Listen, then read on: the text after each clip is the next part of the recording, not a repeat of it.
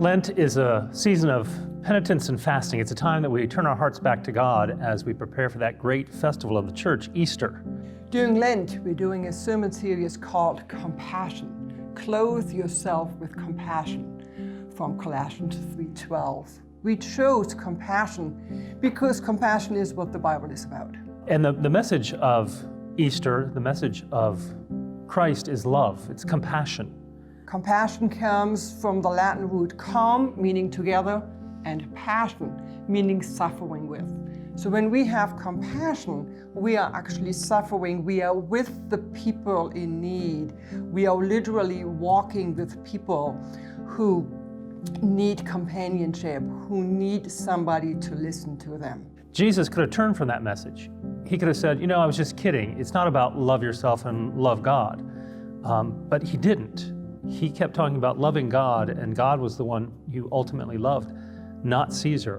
And that's what gets him in a lot of trouble with the Roman government.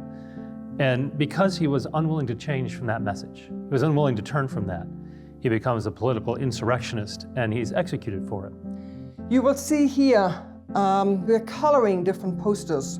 Each week, we have another poster hung up in the sanctuary, and for a couple of weeks now, every Wednesday night, we have been coloring them together. So if you want to color with us, invitation is open. These are all based on Bible stories telling us about how God has compassion with us, and therefore how we are supposed to be compassionate people as people in the world.